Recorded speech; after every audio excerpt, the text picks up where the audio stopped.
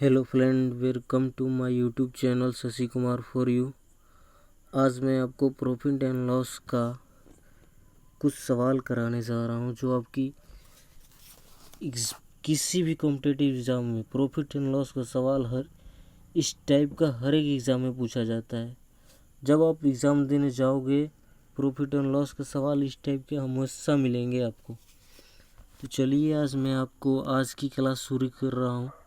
तो आज का हमारा पहला सवाल है, किसी वस्तु को 21 रुपये में बेचने से एक आदमी को क्रय मूल्य के बराबर प्रतिशत हानि हुई, तो उस वस्तु का क्रय मूल्य था। तो अगर आपको इस तरह का सवाल जब भी देखने को मिले तो आप इस तरह के सवाल को ऑप्शन से हल करने की कोशिश करना। तो चलिए हम ऑप्शन नंबर ए को लेते हैं। ऑप्शन नंबर ए क्या बोल रहे हैं कि यदि किसी वस्तु को 21 रुपये में बेचने से एक आदमी को क्रय मूल्य के बराबर, तो मान लेते हैं ऑप्शन नंबर ए से हम हल कर रहे हैं। तो क्रय मूल्य हमारा सीपी मान लेते हैं। सीपी पहले ऑप्शन से क्या दिया है, सीपी दिया है 30 रुपया। क्रय मूल्य के बराबर ही उसको हानि होती है, तो लॉस भी हमें कितना होगा 30%। तो 30 का 30% कितना होता है 9। 30 का 30% 9 होता है। तो यहाँ पर हमारा एसपी कितना है, क्वेश्चन में कितना दिया है 21। तो जब 30 में से हम 9 घटाएंगे, 9 को माइनस करेंगे तो क्या आएगा, 30 में से जब हम 9 को माइनस करेंगे तो यहाँ पर 21 आएगा। यही हमारा सीपी में दिया है, तो इसलिए ऑप्शन से बनाएंगे तो ऑप्शन नंबर ए भी सही होगा, ए ही सही होगा। दिया है यहाँ पर ऑप्शन नंबर, और ए में 30 और 70, तो 17 को भी चेक करते हैं। सीपी यहाँ पर अगर हमारा 70 होगा तो इस पर लॉस परसेंट भी 70% होगा। तो 70 का 70% कितना होता है 49। कैसे, 0 से 0 कट जाएगा, 10 7 49, तो 49 होता है। तो 70 में से जब हम 70 में से 49 को घटाएंगे तो यहाँ पर कितना आएगा 21। तो इसलिए हमारा ऑप्शन नंबर ए सही होगा। इस तरह के सवाल को हम जब भी इस तरह का सवाल देखेंगे तो पहले हम ऑप्शन से ट्राई करेंगे। यहाँ पर लकीली हमारा ऑप्शन नंबर ए ही मिल गया, नहीं तो हम ऑप्शन नंबर बी भी देखते हैं, सी भी देखते हैं, डी भी देखते हैं, जो भी मिल जाता। बेसिक से करने पर यहाँ पर क्वाड्रेटिक इक्वेशन बन जाएगा, जो थोड़ा सॉल्व करने में टाइम भी लगेगा, और आजकल के एग्ज़ाम में टाइम बहुत कम दे रहा है। तो चलिए चलते हैं अब सवाल नंबर 2 पे। 100 संतरे बेचकर एक विक्रेता को 20 संतरे के मूल्य के बराबर लाभ होता है, तो उसका लाभ परसेंट क्या होगा। ठीक, मान लेते हैं कि 100 संतरा बेचा है, 100 संतरा बेचा है, तो उसका एसपी कितना मूल्य होगा। 100 संतरा उसका एसपी कितना होगा 100 रुपया होगा, क्योंकि जब हम बेचेंगे 100 संतरा तो प्रत्येक संतरा का एसपी 1 रुपया मान लेते हैं। तो 100 संतरा का एसपी कितना आएगा 100 रुपया। और जब वो 100 रुपया पे संतरा बेचता है तो 20 संतरे के बराबर उसको लाभ होता है। तो इसमें इसका लाभ 20 संतरा के बराबर है, तो यहाँ पर जो लाभ है लाभ वो 20 संतरा के बराबर है। तो यहाँ पर सीपी में हमारा कितना हो जाएगा, 100 में से 20 घटा देंगे तो सीपी कितना आ जाएगा 80। तब सीपी हमारा 80 आ गया, एसपी हमारा कितना है 100। तो प्रॉफिट कितने पे होगा, कितना रुपये होगा 20 रुपया। तो प्रॉफिट परसेंट कितना हो जाएगा 20/80 गुणा में 100। 20 चौका 80, 4 से 25 बार, यानी कि 25% हमारा ये प्रॉफिट हो गया। चलिए सवाल नंबर आगे देखते हैं। सवाल नंबर 3, किसी वस्तु का क्रय मूल्य, किसी वस्तु के क्रय मूल्य का 60% उसके विक्रय मूल्य के 50% के बराबर है, तो क्रय मूल्य पर लाभ या हानि प्रतिशत ज्ञात करें। क्वेश्चन क्या बोल रहा है, किसी वस्तु के क्रय मूल्य का 60%, सीपी का 60%, सीपी 60%, ठीक, उसके विक्रय मूल्य एसपी का 50% के बराबर है। यहाँ पे बराबर कर दिए, ठीक। तो इसका रेशियो क्या आ जाएगा, सीपी से एसपी का रेशियो, सीपी से एसपी का रेशियो 50/60, क्योंकि जब 60 आएगा नीचे परसेंट से परसेंट कट जाएगा। तो सीपी से एसपी का रेशियो कितना है 5/6, मतलब 5 का सामान 6 में बेच रहा है, ठीक। तो उसको फ़ायदा कितने का हो रहा है 1 रुपये का, कितने पे 5 पे, 5 पे 1 रुपये का फ़ायदा हो रहा है, गुणा में 100 20 बार में, तो 20% हमारा क्या हो गया यहाँ पे प्रॉफिट हो गया। चलिए सवाल नंबर आगे चलते हैं, सवाल नंबर 4 पे। 100 वस्तुओं में से आधी वस्तुओं को 20% के लाभ से तथा शेष वस्तुओं को 50% के लाभ से बेचा गया। यदि सभी वस्तुओं को 25% के लाभ पे बेचा गया होता तो लाभ पहले की तुलना में 100 रुपये कम मिलता। तो मान लेते हैं यहाँ पे प्रत्येक वस्तु का क्रय मूल्य क्या था। तो मान लेते हैं प्रत्येक वस्तु का क्रय मूल्य CP प्रत्येक वस्तु का कितना था, 100 रुपया। ठीक, क्वेश्चन में क्या बोल रहा है, 100 वस्तुओं में से आधी वस्तुओं को 20% के लाभ से, आधी 100 का आधा 50 एक्स वस्तु के प्राइस मांगने हैं ना 100 रुपया, आधी वस्तुओं को 20% लाभ पे तो 120 बटा में 100। ठीक, अब आगे बोल रहा है कि आधी शेष वस्तुओं को 40% के लाभ पर, शेष कितनी है 50 एक्स, और 20 को क्या बेच रहा है 40% के लाभ पर, तो 140 बटा 100। ठीक, अब आगे बोल रहे क्या, यदि सभी वस्तुओं को 25% के लाभ से बेचा गया होता, सभी मतलब कुल 100x गुना 125 बटा में 100x हो गया यहाँ पे, 100x गुना 125 बटा 100 बेचा गया होता तो हमें कितने रुपया 100 रुपया कम मिलता।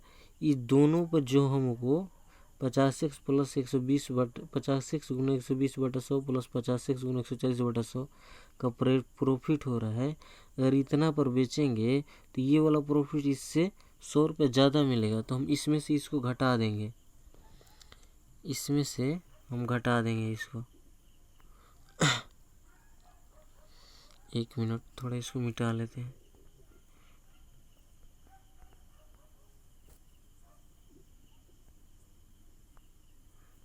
ठीक, इसमें से इसको घटा देंगे तभी ना हमारा 100 रुपये मिलेगा बटा में 100। इस पूरा में से 50x प्लस 120 बटा 100 प्लस 50x प्लस गुना 140 बटा 100 में से घटा देंगे।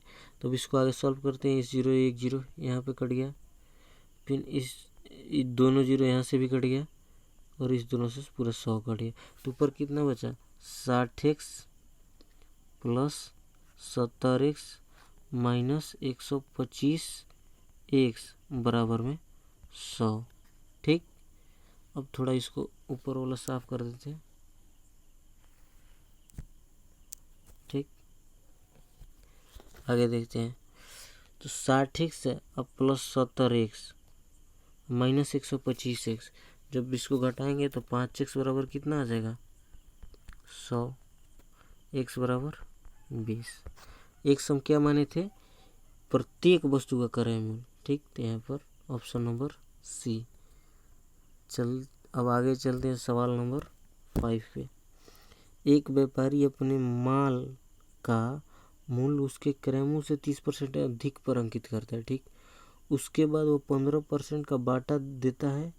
उस वस्तु का क्रय मूल्य कितना होगा जिस पर उसे 84 रुपये का लाभ हो। ठीक, बोल रहा है एक व्यापारी अपने माल का मूल्य उसके क्रय मूल्य से 30% अधिक अंकित करते हैं।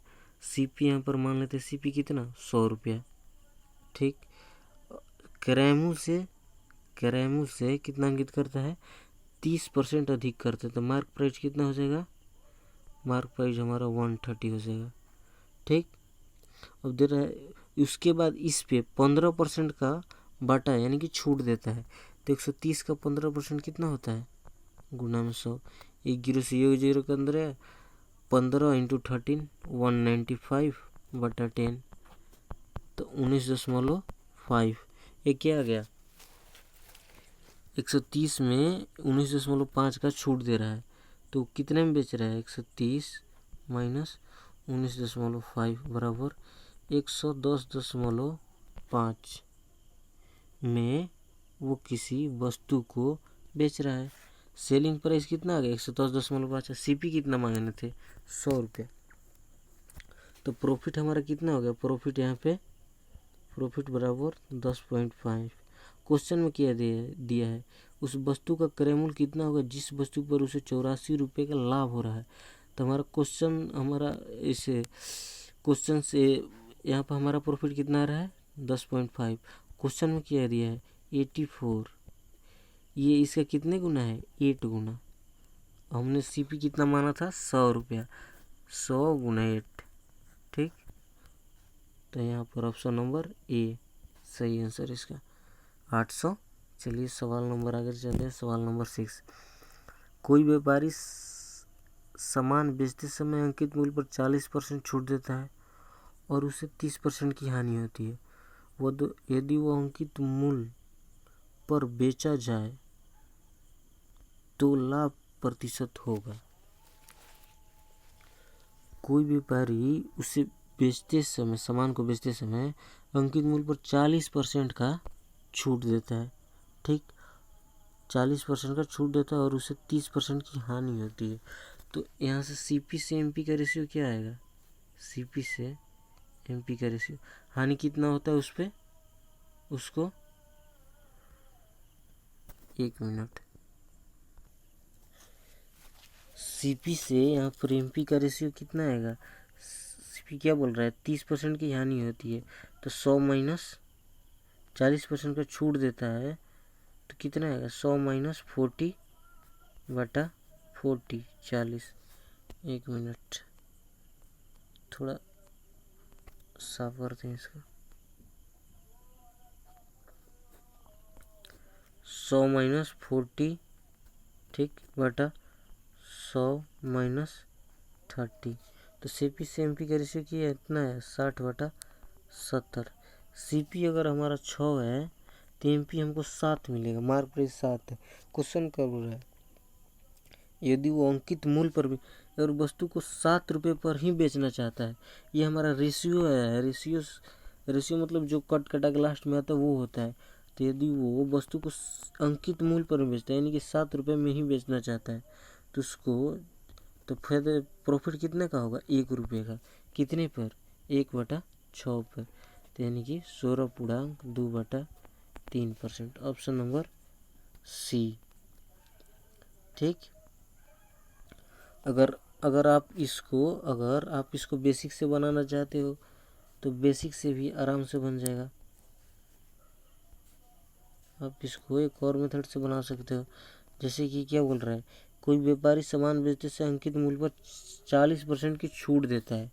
अंकित मूल्य मान लेते हैं हम यहाँ पे कितना, मार्क प्राइस बराबर 100 रुपया। ठीक, इस पे क्या बोल रहा है 40% का छूट दे रहा है, तो अगर 100 का 40% कितना होता है 40 रुपया। अगर 40% का छूट दे रहा है तो बेच कितने में रहा है 60 रुपये में। ये सेलिंग प्राइस है 60 रुपया। क्या बोल रहे, अगर 40% छूट देता है तो उसे 30% की हानि होती है। तो 30% का हानि हुआ मतलब कि 70% का जो वैल्यू है वो 60 रुपये के बराबर है। ठीक, तो 100% की वैल्यू 1% का 60/70, 100% 60/70 गुना में 100, 0 से 0 खत्म, 600/7। ये हमारा क्या आ गया सीपी आ गया 600/7।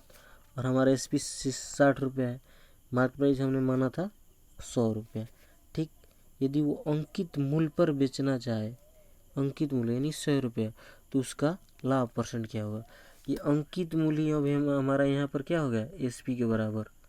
ठीक, अंकित मूल्य अब यहाँ पर एसपी के बराबर हो गया, तो लाभ परसेंट बराबर क्या होता है। 1 मिनट बोर्ड को थोड़ा साफ करते हैं, यहाँ से कर देते हैं।